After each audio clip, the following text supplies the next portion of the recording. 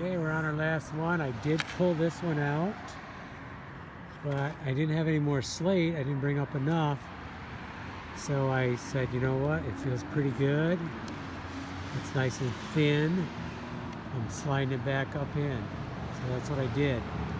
And then I drilled a hole here and I tapped this down, trying to get it close to snug, but not too far or you're gonna break through it.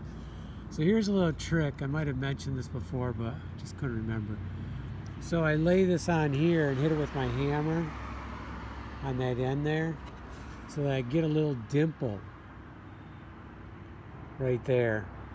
Because this needs to slide over top of that nail head, and that's not so easy sometimes because the nail head is sticking up a little bit.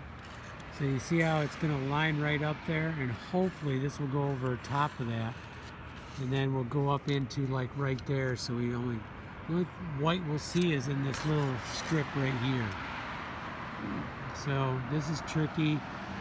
Sometimes they don't go in easy, which is probably good because then they don't come out. But sometimes what I have to do is take the ripper and put the edge on here, right here, because it's shaped. Let me see. Right here, the way it's shaped, I can kind of go like this on the other side and push up in like that, because you can't hammer on it, it's too thin. So this is the only thing I can do sometimes. Okay, so it's snug, it's definitely snug. But if we can get this in to go in there. Oh yeah, it's going over top of the nail head. This is really good. Okay, so if I take the ripper and push that, I think I can get it.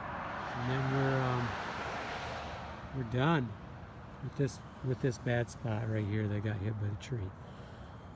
So there it is, and I still have some caulking to do here, but I did have to go down anyways and get my tin shears. I totally forgot them, so I have to leave a pair in the bucket. Okay, and then we really got to focus on that. And even those two pieces up there, I really would like to get that fixed too. Okay, but one at a time. Let's finish this one up.